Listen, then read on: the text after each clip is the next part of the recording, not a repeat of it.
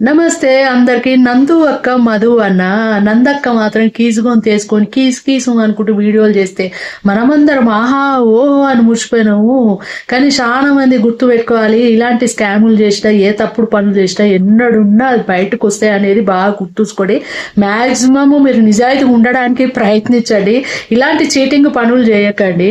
నిజంగా ఆమెను నేను కూడా ఎక్స్పెక్ట్ చేయలేదు. ఇంకా ఆమె భర్త అయితే ఆ మద ఆయన పేరైతే ఆయనతో కళ్ళద్దాలు పెట్టుకొని ఎంత శుద్ధపప్పు లెక్కనే, ఎంత అమాయకంగా, ఎంత మంచోడ్రా అన్నట్టుగా అనిపించేది ఆయన వీడియోలు చూస్తుంటే. వాళ్ళే నిజంగా గింత స్కామ్ ఉందా అన్నని వెనకాల.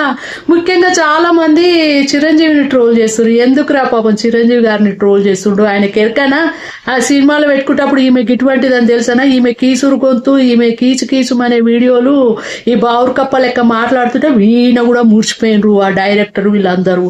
ఆమెతోటి సినిమాలో పెట్టుకున్నారు. ఆమెది ఒక పాత్ర ఇచ్చారు.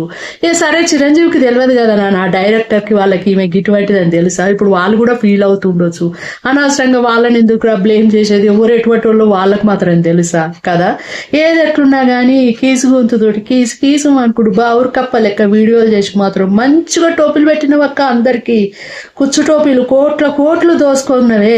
మరి మన మంగ్లీ అక్కది ఎంత దూరం బై కేసు, ఇవన్నీ కేసులు వచ్చేసరికి మంగ్లీ అక్కది మాసిపోయింది. గిదేరా మన సోషల్ మీడియా. నేను ఫస్టే చెప్పిన, ఏదే కానీ ఏదో 4-5 రోజులు మొత్తుకుంటారా, తర్వాత వాళ్ళ అటు మనం ఇటు, ఎవరికే న్యాయం జరగదురా. నేను చెప్తున్నా కదా, వైష్ణవికి ఏం జరిగింది, ఆ పిల్లలు ఇంకా ఆడపిల్లలు చనిపోతే వాళ్ళకేం న్యాయం జరిగింది, మంగ్లీది ఏం బీకిండ్రా, మంగ్లీది ఏం చేసిర్రా, ఎవరేం చేయలేదు. ఈ మీద కూడా అంతే, 4 రోజులు మొత్తుకుంటారు, ఎక్కడోళ్ళు అక్కడ పోతారు. కాకపోతే వీళ్ళ వాల్యూ అనేది మాత్రం పోతుంది, అది మాత్రం షూర్.